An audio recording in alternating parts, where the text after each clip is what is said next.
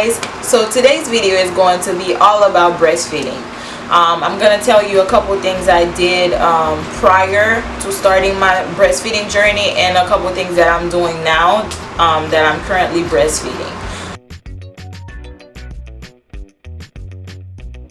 Now, when I was pregnant, I always wanted to breastfeed. I knew that I wanted to breastfeed my daughter at least for a year. So I started doing some research of things I could do to increase my milk supply and to have a healthy breastfeeding journey. While I was pregnant, I did a couple of research and I've decided to encapsulating my placenta. If you guys want, I'll do a separate video about encapsulating placenta, but it is such a big subject that it'll take a whole lot of time for me to go in depth about it. And you guys can also do your research. So I decided to encapsulate in my placenta in regards to the benefits that you get. It's not scientifically proven the benefit that you get, but I can speak on behalf of getting it done that there's definitely a lot of benefit to it. One of those, which is increasing an increase of breast milk. It helps with postpartum depression, and it gives you a lot of energy, and it also gives you back the nutrients in the placenta, and that goes through your baby through breastfeeding. So those are the reason why I decided to go with encapsulating my placenta, and I can definitely tell that it did help with postpartum depression, because I'm 3 months in postpartum and I have not experienced any depression. It did give me a lot of energy, and I had a really big increase in my supply. And when I would go a day without taking my placenta pills, I could definitely tell the difference in my supply. That was one thing. And then the second thing, I decided not to give my baby formula as soon as she was born. I do know that your milk comes in 3 to 5 days after you give birth. So during that time, I was just putting my baby on the boob, and she was just drinking colostrum. There is a fellow YouTuber that did talk to me. She is a lactation consultant, and she did tell me that the colostrum would be enough for my baby, because when the baby is born, the newborn, the stomach is about the size of a teaspoon. So your colostrum that you're producing would be enough to feed your baby until those 3 to 5 days when your milk actually comes in. So you don't actually have to give your baby formula as soon as it's born. And that's what I decided to go with. As soon as my baby was born, I kept her on the boob all the time pretty much, and she was just drinking colostrum until my milk actually came in on day 3. I was taking my placenta at that time, and I pretty much kept her on the boob. Now when she latched on pretty hard, and the first 2 weeks my boobs were engorged. They were very painful, they were sensitive, my nipples cracked and bled. So I would put lanolin on one side, breastfeed her on the other side, then 2 hours later I would switch it up and put lanolin on the other side, and then breastfeed with the one that was semi healed.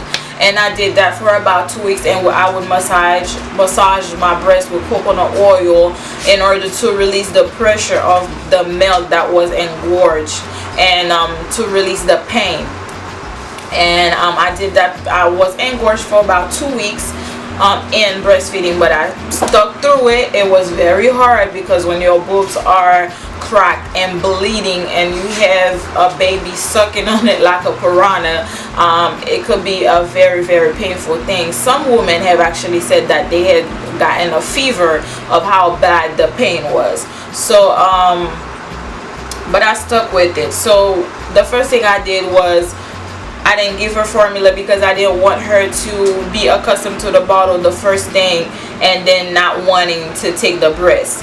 And second, I did a lot of skin to skin, and I did a lot of initiation to her on the breast, which helped with having oxytocin, which is the love hormone that releases the milk. So the more she's on you, the more you are putting her on the boob, that will actually increase your milk supply with the placenta encapsulation if you choose to go with that.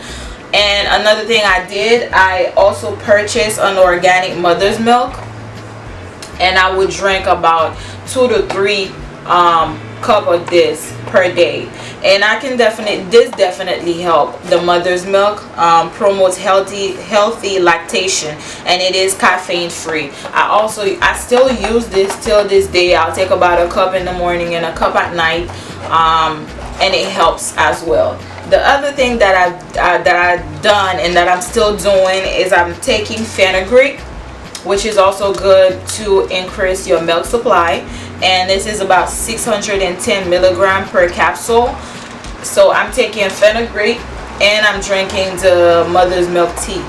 Recently I went to Target and I saw this milk flow.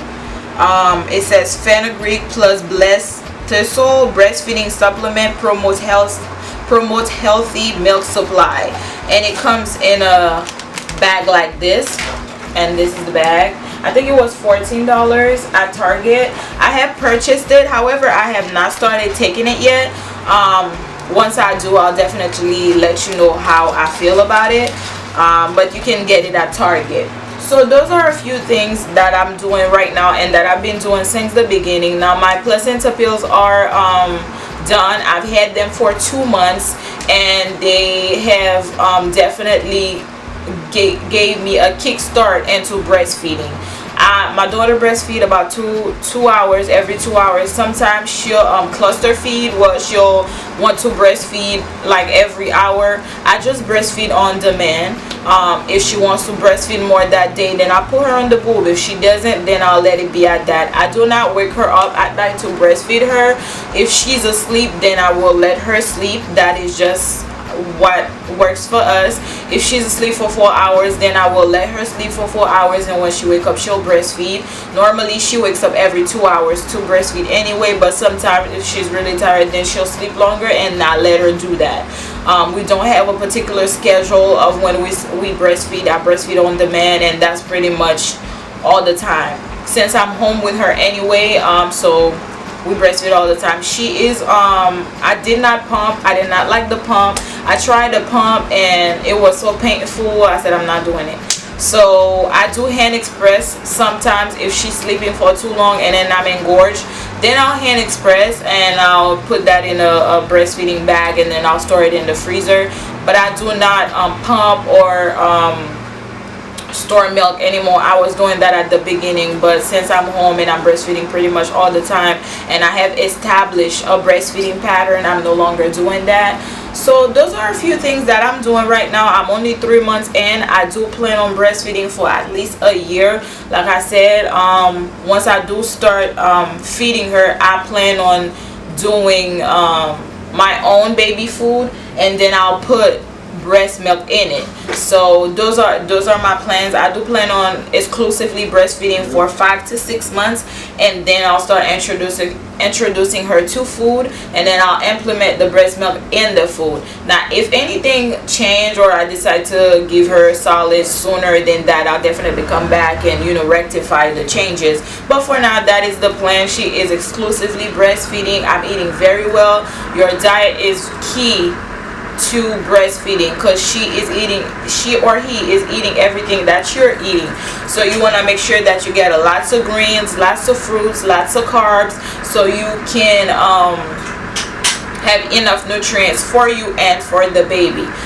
I do know that a lot of kids are protein sensitive, so I was eating a lot of protein bars, and she was grunting and in a lot of pain when she was doing a bowel movement.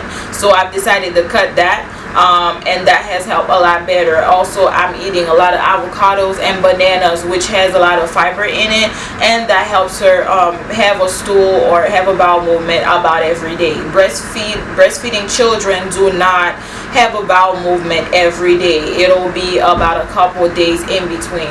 So but now at 3 months she is starting to regulate. Thank you, baby. And I'm having my tea right now.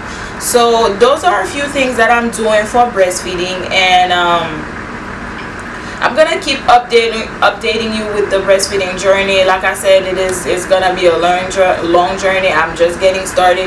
If you guys have any other tips for me as far as increasing breast milk that I don't know about, feel free to let me know, so you know I can get on the bandwagon, because I'm doing everything to keep up with my supply. So as she's getting older, she's breastfeeding a lot more, and she's breastfeeding for a lot longer, which makes me a lot hungrier. So every time she breastfeed, I feel like I gotta eat to recover, or I feel like I gotta drink a lot of water to recover from the breastfeeding session. So I'm doing a lot of things right now just to keep up with the breastfeeding. So if you guys have any advice for me, other fellow moms out there, feel free to let me know what you are doing to keep up with your supply for your baby, and I'll be more than happy to hear about it. And if you have any questions about the placenta encapsulation, or you would like for me to make a video specifically about placenta encapsulation, feel free to leave it down below. Other than that, like, subscribe, and I will see you in my next video.